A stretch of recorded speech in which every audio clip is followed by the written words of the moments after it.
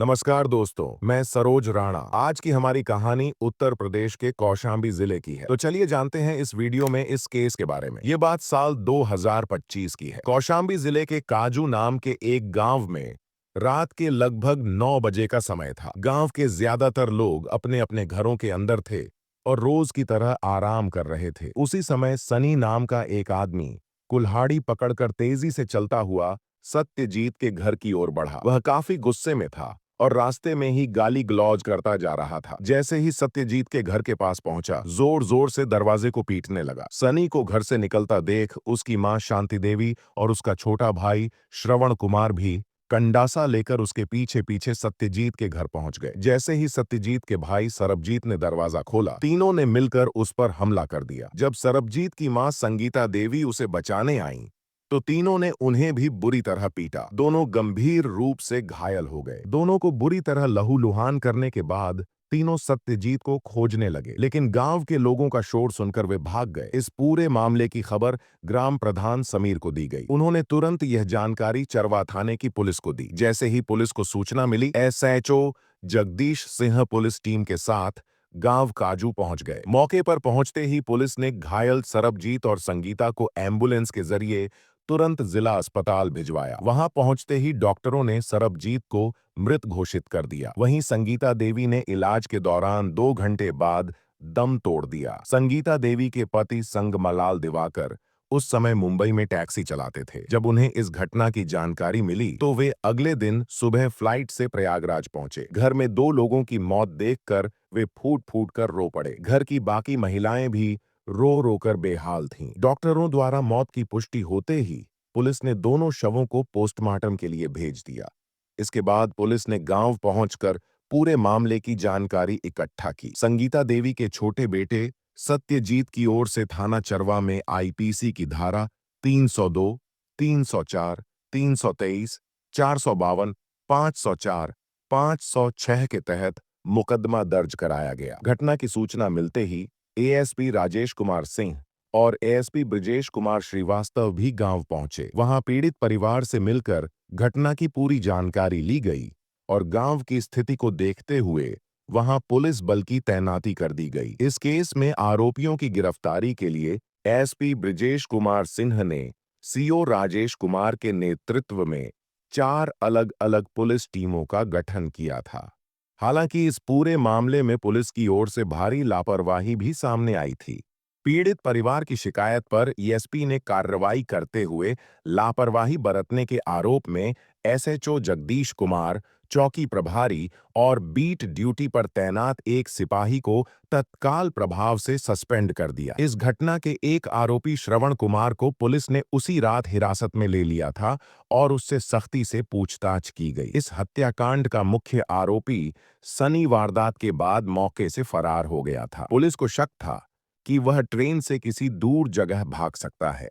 इसी कारण पुलिस ने प्रयागराज से पटना के बीच आने वाले 13 रेलवे स्टेशनों पर उसकी तस्वीर भेज दी थी ताकि वह जल्दी पकड़ में आ सके। सनी काफी चालाक था, इसलिए उसने भागने के लिए रास्ते में 3 बार ट्रेनें बदलीं। फिर भी पुलिस उसकी निगरानी में सफल रही। पुलिस ने उसका मोबाइल नंबर सर्विलांस पर डाल रखा था। तभी उसकी लोकेशन वाराणसी देवरिया रूट पर भटनी रेलवे स्टेशन पर मिली। वहां आरपीएफ इंस्पेक्टर प्रदीप पांडे और जीआरपी भटनी के एसएचओ दिनेश सिंह ने फोटो से पहचान कर उसे पकड़ लिया। सनी को हिरासत में लेकर पूछताछ की गई। पूछताछ में उसने स्वीकार किया कि उसने कुल्हाड़ी से मां बेटों पर वार किया था। वारदात के बाद वह कुल्हाड़ी काजू गांव के एक खंडहर में छिपा आया था। यह बात पता चलते ही पुलिस उसे उस जगह ले गई। वहीं सनी ने फिर से पुलिस को धोखा देने की कोशिश की। उसने झोले में से कुल्हाड़ी निकालने के बजाय तमंचा निकालकर पुलिस पर फायरिंग कर दी। इसके जवाब में पुलिस ने भी गोली चलाई,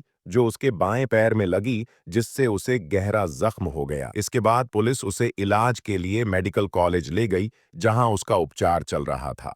उसके बाद सनी, श्रवण और संगमलाल के परिवार वालों से मिली। जानकारी के अनुसार इस वारदात से जुड़ी जो बातें सामने आईं, वह बेहद दर्दनाक और दिल दहला देने वाली थीं।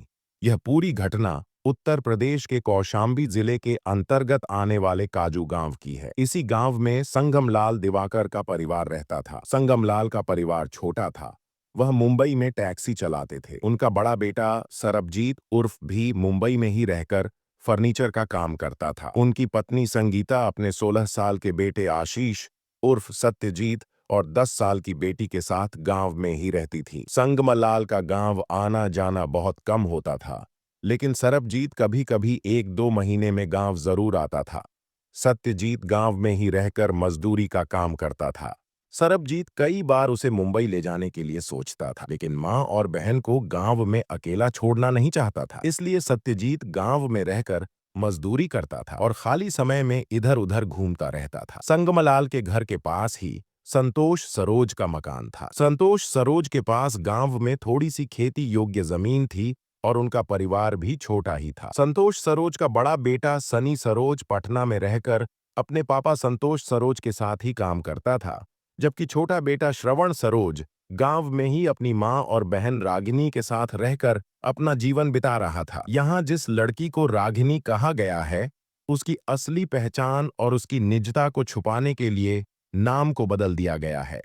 श्रवण हर रोज सुबह सुबह खाना खाकर अपने काम पर निकल जाता था। उसके जाने के बाद उसकी मां शांति देवी खेतों में काम करने चली जाती थी। ऐसे में घर पर केवल रागिनी ही अकेली रह जाती थी। एक दिन की बात है, सत्यजीत किसी जरूरी काम से गुजरते हुए संतोष सरोज के घर के सामने से निकल रहा था। उसी वक्त रागिनी अपने घर के दरवाजे पर खड़ी थी। जैसे ही सत्यजीत की नजर उस पर पड़ी, उसे एहसास हुआ कि रागिनी छुपकर हमेशा उसकी ओर ही देखती रहती है। उसकी नजरों में कुछ ऐसा था कि सत्यजीत का मन उसी पल ठहर गया। काम खत्म करने के बाद जब वह अपने घर पहुंचा, तो भी रागिनी का वह देखना बार बार उसके दिमाग में घूमता रहा। वह यह सोचकर उलझन में था कि रागिनी उसे इस तरह क्यों देख रही थी। सत्यजीत कोई ऐसा अनजान लड़का नहीं था जो लड़कियों की नजरों के मतलब को समझ ना पाए। उसे लगा कि रागिनी की नजरों में कुछ खास था। उसी शाम वह फिर से जानबूझकर रागिनी के घर के सामने से गुजरा, लेकिन इस बार रागिनी दिखाई नहीं दी। पर जब वह लौटने लगा, तो रागिनी अचानक अपने घर के बाहर आ गई। उसे देखते ही सत्यजीत को यकीन हो गया कि रागिनी के मन में उसके लिए जरूर कुछ भावनाएं हैं। इसके बाद सत्यजीत ने जानबूझकर रोज किसी न किसी बहाने उस गली से गुजरना शुरू कर दिया। एक दिन ऐसा आया जब दोनों की नजरें आपस में मिलीं और रागिनी के चेहरे पर हल्की सी मुस्कान आ गई। उसी पल सत्यजीत को एहसास हुआ कि वह भी उसे चाहने लगी है। अब वह उसे पाने की बेचैनी से भर गया।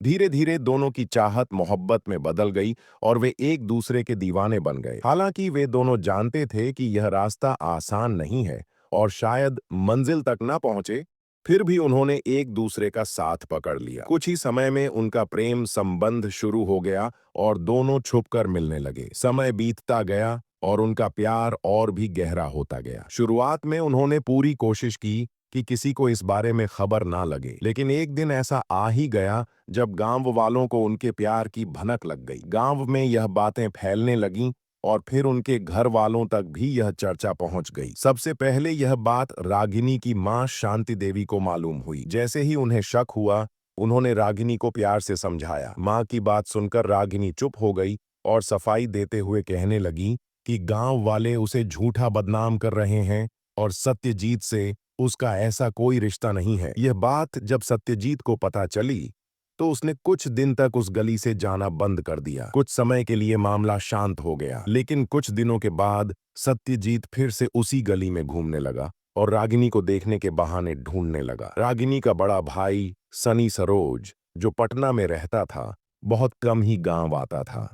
जब वह कुछ समय बाद गांव आया, तो उसे मालूम हुआ कि उसकी बहन और सत्यजीत को लेकर गांव में तरह तरह की बातें हो रही हैं। यह सुनते ही सनी गुस्से से भर गया और उसका दिमाग घूम गया। उसने कई बार प्यार से सत्यजीत को समझाया कि यह काम बिल्कुल सही नहीं है। तेरी वजह से हमें गांव में शर्मिंदगी का सामना करना पड़ रहा है। जैसे मेरे घर में मेरी बहन है, वैसे ही तेरे घर में भी तेरी बहन है। सोच, अगर तेरी बहन के साथ भी कोई ऐसा व्यवहार करने लगे तो तुझे कैसा महसूस होगा।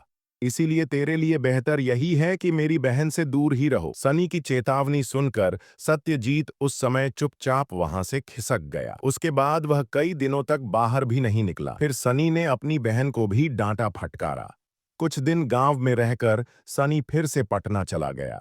उसके जाने के बाद रागिनी और सत्यजीत फिर से मिलने लगे। रागिनी ने अब ठान लिया था कि वह किसी भी हालत में सत्यजीत का साथ नहीं छोड़ेगी। उसे पता था कि उसका भाई सनी दबंग किस्म का आदमी है, लेकिन फिर भी वह डरी नहीं और सत्यजीत के प्यार में पड़ी रही। दरअसल सनी पहले भी एक हत्या कर चुका था। यह घटना साल 2023 की है। प्रयागराज एयरपोर्ट थाना क्षेत्र के कादिलपुर गांव का रहने वाला सुरजन यादव प्राइवेट बिजली मिस्त्री था। वह एक गेस्ट हाउस में बिजली ठीक करने गया था, लेकिन वहीं से अचानक लापता हो गया। फिर उसके चचेरे भाई राजभान यादव ने 24 फरवरी 2023 को पिपरी थाने में उसकी गुमशुदगी की रिपोर्ट लिखवाई थी। 18 मार्च को चरवा थाना क्षेत्र के हौसी गांव के एक कुएं से सुरजन का शव मिला था। पुलिस जांच में पता चला कि सुरजन की हत्या सनी ने अपने साथी अजय यादव के साथ मिलकर की थी। इस हत्याकांड में सनी को जेल जाना पड़ा। करीब 7 महीने बाद वह जमानत पर बाहर आया और अपने पिता संतोष सरोज के साथ काम पर लग गया था। इधर सरबजीत फरवरी महीने में कुंभ मेले में स्नान करने के लिए मुंबई से घर आया हुआ था। सत्यजीत और रागिनी की नजदीकियों की बात उससे भी छिपी नहीं थी। सरबजीत ने भी सत्यजीत को समझाने की कोशिश की, लेकिन वह समझने को तैयार ही नहीं था। एक दिन रागिनी अपने घर में अकेली थी। उसे एक अजीब सी बेचैनी महसूस हो रही थी। इसीलिए उसने अपने प्रेमी सत्यजीत को फोन किया। जैसे ही फोन लगा, उसने धीरे से कहा कि वह घर में अकेली है। साथ ही यह भी कहा कि अगर वह आना चाहे तो आ सकता है, लेकिन पूरी सावधानी से आना पड़ेगा ताकि कोई देख ना ले। उस समय सत्यजीत अपने घर पर ही बैठा था।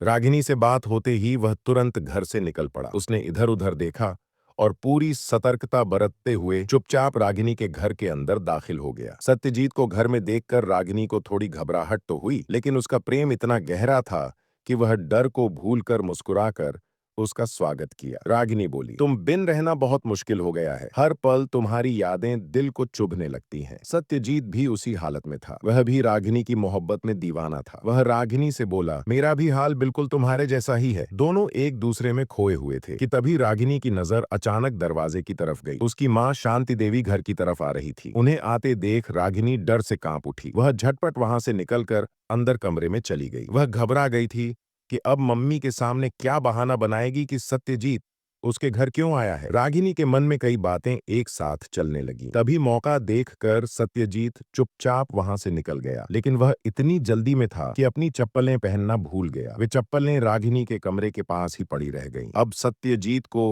उन्हीं चप्पलों की चिंता सताने लगी। थोड़ी देर बाद शांति देवी घर में आई। उन्होंने उन चप्पलों को देखा, लेकिन उस पर कुछ खास ध्यान नहीं दिया। लेकिन जैसे ही रागिनी की नजर उन पर पड़ी, वह तुरंत उन्हें छिपाने की कोशिश करने लगी। वह उन्हें छिपा ही रही थी कि तभी उसका भाई श्रवण घर आ गया। उसकी नजर उन चप्पलों पर पड़ गई और उसने उन्हें देखते ही पहचान लिया। उसने पहले कई बार सत्यजीत को वही चप्पलें पहने देखा था। अपने घर में सत्यजीत की चप्पलें देखकर श्रवण हैरान रह गया। उसने तुरंत रागिनी और अपनी माँ से पूछा कि ये चप्पलें किसकी हैं। दोनों ने मिलकर कह दिया कि उन्हें नहीं मालूम। श्रवण को यह बात हजम नहीं हुई। वह जानता था कि जब वह घर से निकला था तब ये चप्पलें वहां नहीं थीं।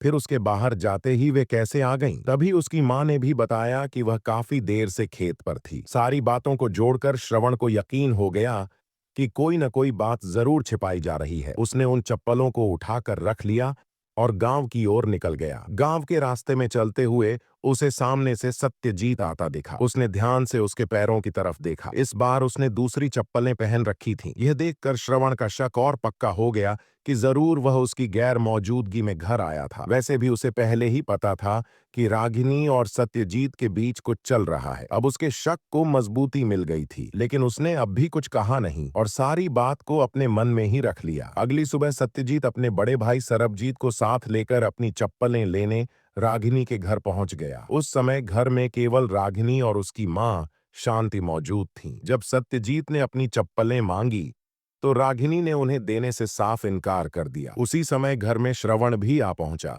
उसके आने के साथ ही माहौल और ज्यादा खराब हो गया। श्रवण ने जैसे ही सत्यजीत से पूछा कि वहां चप्पलें क्यों आई थीं, तो सत्यजीत ने कोई साफ जवाब नहीं दिया। इससे दोनों के बीच बहस शुरू हो गई। बातचीत इतनी गर्म हो गई कि नौबत हाथापाई तक पहुंच गई। झगड़ा इतना बढ़ गया कि दूसरे लोगों को आकर बीच बचाव करना पड़ा।